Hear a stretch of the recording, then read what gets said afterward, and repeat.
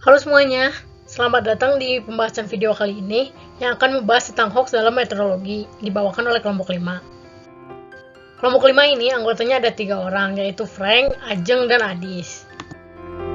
Jadi sebelum kita membahas tentang hoax dalam meteorologi, kita harus tahu dulu dong definisinya apa. Berita hoax adalah berita bohong yang dibuat untuk tujuan tertentu. Biasanya didistribusikan melalui pesan WhatsApp atau status hoax sosial media yang berpeluang besar terjangkau oleh banyak orang. Berita hoax ini memiliki 5 ciri-ciri. Yang pertama, berita yang disampaikan berisi kecemasan. Yang kedua, judulnya provokatif. Yang ketiga, biasanya kan di akhirnya suka ada tulisan gitu, viralkan, share, teruskan. Jadi supaya bisa sampai gitu ke banyak orang. Yang keempat, sumbernya tidak jelas. Dan yang kelima, ada manipulasi data di dalamnya.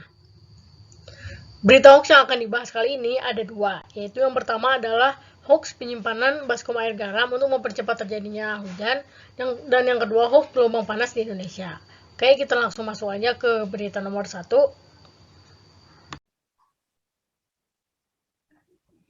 Jadi berita pertama itu kita akan membahas tentang broadcast di mana masyarakat itu mengajak untuk memancing hujan menggunakan baskom air garam.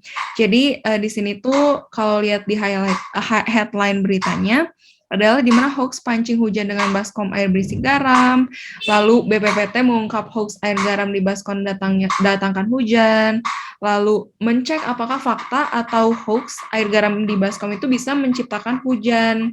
Nah, jadi masyarakat itu menyebarkan broadcast contohnya seperti ini. Darurat kemarau panjang. Sediakan baskom air yang dicampur garam dan letakkan di luar rumah. Biarkan menguap. Jam penguapan air yang baik adalah sekitar pukul 11 sampai jam 13 siang.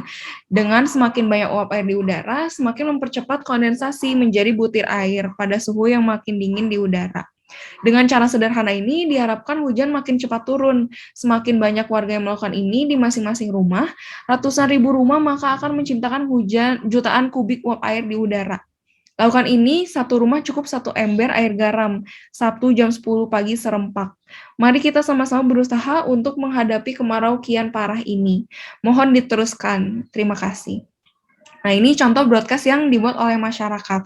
Nah, kenapa sih hoax ini tuh broadcast ini tuh termasuk atau tergolong sebagai hoax gitu. Nah, jadi kita lihat dulu apa sih penyebabnya adanya hoax ini.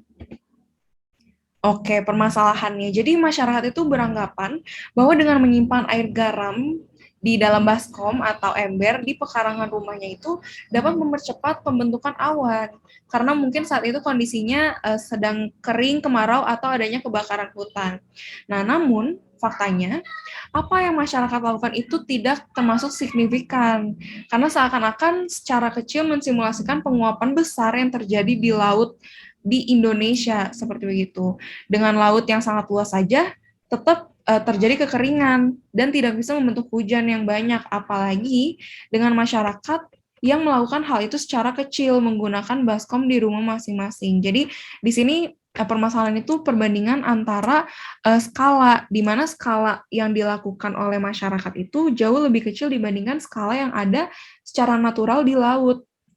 Nah, setelahnya kita lihat dulu nih, kenapa tadi kita ngobrolin skala, karena kita harus tahu dulu definisi evaporasi. Jadi, evaporasi itu adalah proses mengubah air yang berwujud cair menjadi air dalam wujud gas atau penguapan. Hal ini memungkinkan gas tersebut naik ke atas atmosfer bumi, dan semakin tinggi panas matahari, maka semakin banyak jumlah air yang menjadi uap air dan naik ke atmosfer bumi. Nah, makanya tadi pada broadcast itu sampai diberitahukan di mana jam-jam yang menurut masyarakat itu paling cocok untuk menyimpan baskom di pekarangan rumah, kayak gitu. Nah, sedangkan mari kita tinjau gitu, sebenarnya faktor apa aja sih penyebab adanya awan atau presipitasi atau yang dapat menyebabkan hujan. Nah, yang pertama itu kita lihat dulu dari siklus air, di mana siklus air itu terdapat evaporasi, kondensasi, presipitasi, dan infiltrasi. Nah, jika dilihat di foto di presentasi ini, itu ada dari hujan dan salju turun meleleh ke sungai, ke dalam air tanah, lalu mengarah ke laut, dan akan mengevaporasi gitu menjadi awan dengan bantuan sinar matahari, dan yang selanjutnya akan diturunkan lagi gitu, entah itu dalam bentuk hujan salju ke dalam tumbuhan, sungai, air tanah, dan mengalir terus menerus, begitu siklusnya. Dan di sini kita tinjau 7 faktor yang mempengaruhi curah hujan itu, tidak hanya siklus air gitu, tapi ada juga jarak dari sumber air, perbedaan suhu tanah dan perairan, arah angin, tinggi tempat, garis lintang, luas daratan, dan deretan pegunungan. Nah, maka dari itu yang tadi dijelaskan oleh masyarakat itu terkesan hanya memperhatikan tentang evaporasi gitu, tidak seluruh faktor yang ada di sini yang sebenarnya mempengaruhi adanya hujan.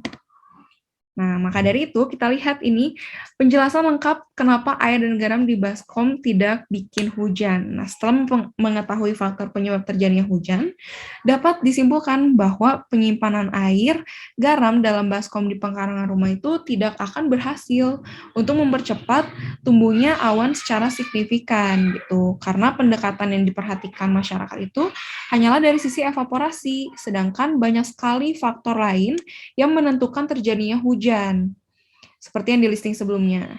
Nah, maka dari itu terbukti bahwa berita ini adalah hoax atau hanya sugesti semata karena masyarakat telah mengalami kemarau yang panjang dan ingin. Oke, selanjutnya kita akan membahas terkait berita hoax yang kedua. Next. Nah, jadi untuk berita hoax yang kedua itu terkait dengan gelombang panas yang terjadi di Indonesia. Sebenarnya gelombang panas itu fakta nggak sih terjadi di Indonesia? Apakah hanya hoax semata? Nah, mungkin di sini bisa kita lihat ada beberapa headline berita terkait gelombang panas di Indonesia yang ternyata itu adalah hoax. Jadi sebenarnya kita ingin tahu dulu nih, sebenarnya apa sih gelombang panas itu? Nah, jadi secara definisi untuk gelombang panas dalam ilmu cuaca dan iklim itu didefinisikan sebagai periode curah cuaca atau suhu panas yang tidak biasa, yang biasanya berlangsung setidaknya 5 hari berturut-turut atau lebih disertai oleh kelembapan udara yang tinggi. Nah, jadi untuk suatu fenomena dikatakan gelombang panas apabila si suhunya itu berada di luar dari suhu normal, di mana suhu normal itu biasanya dikatakan dengan rata-rata klimatologinya gitu. Nah, ketika si suhu udaranya ini selama 5 hari berturut-turut itu melebihi sekitar 5 derajat dari suhu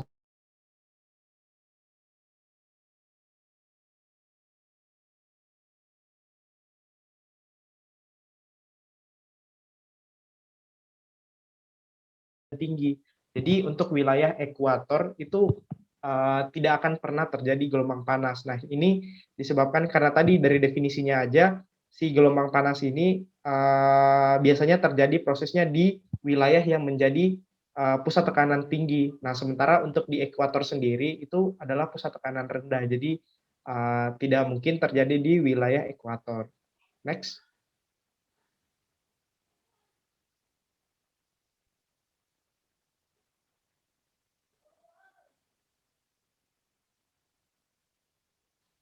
Next.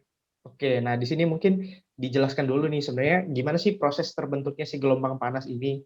Nah, jadi gelombang panas umumnya itu terjadi berkaitan dengan berkembangnya pola cuaca sistem tekanan atmosfer tinggi di suatu area secara persisten dalam beberapa hari. Nah, dalam sistem tekanan tinggi tersebut terjadi pergerakan udara dari atmosfer yang bagian atas menuju ke permukaan. Jadi si udaranya itu dari atas turun ke bawah atau yang disebut dengan subsidensi, sehingga massa udara di bagian bawah itu termampatkan. Jadi karena termampatkan, partikel-partikel udaranya itu semakin bergerak cepat dan saling bertumbukan sehingga menyebabkan suhunya meningkat. Nah, kemudian pusat tekanan atmosfer tinggi ini menyebabkan sulitnya udara dari daerah lain masuk ke daerah tersebut. Karena kan kalau yang kita tahu pergerakan udara itu kan bukan dari rendah ke tinggi, tapi dari tinggi ke rendah. Jadi karena dia pusat tekanan tinggi, jadi udara lain itu tidak akan bergerak ke dia gitu. Makanya eh, semakin meningkatkan panas di daerah tersebut dan semakin sulit awan tumbuh di wilayah tersebut. Nah, karena awan juga makin sulit untuk tumbuh, otomatis langitnya itu jadi cerah. Nah, karena jadi cerah, eh, cahaya matahari yang masuk ke wilayah tersebut itu jadi maksimal banget gitu. Jadi karena maksimal, akhirnya menyebabkan kenaikan temperatur di wilayah itu. Jadinya makanya disebutnya terjadi gelombang panas. Next. Nah, karena tadi beritanya terkait gelombang panas di Indonesia, benar atau enggak. Jadi mau kita lihat nih, untuk kondisi panas di Indonesia sendiri. Akhir-akhir ini wilayah Indonesia juga sering mengalami yang namanya panas yang di atas normal gitu ya. Nah, mungkin kita lihat sebenarnya panas yang di atas normal yang terjadi di Indonesia itu tergolong gelombang panas nggak sih? Nah, ternyata kalau kita lihat dari lokasi Indonesia yang mana itu letaknya di ekuator, kalau dilihat secara sistem dinamika cuaca itu tidak mungkin terjadi gelombang panas di Indonesia karena posisi lintangnya itu tadi seperti yang dijelaskan di awal bahwa gelombang panas itu hanya terjadi di lintang menengah dan lintang tinggi, bukan di wilayah ekuator atau di wilayah Indonesia. Kemudian kalau dilihat penyebab panas di Indonesia bukan gelombang panas. Jadi suhu panas yang terjadi di wilayah Indonesia ini merupakan fenomena akibat dari gerak semu matahari yang merupakan suatu siklus yang biasa dan terjadi setiap tahun. Sehingga potensi suhu udara panas seperti ini juga bisa berulang pada periode yang sama setiap tahun. Jadi sebenarnya kondisi panas di wilayah Indonesia ini sesuatu yang udah sering terjadi gitu, bukan sesuatu yang baru sehingga harus dikaitkan dengan gelombang panas. Karena yang tadi potensi wilayah Indonesia itu bukan merupakan wilayah tempat terjadinya gelombang panas kayak gitu. Jadi sebenarnya berita yang beredar bahwa ternyata gelombang panas terjadi di Indonesia itu adalah hoax gitu.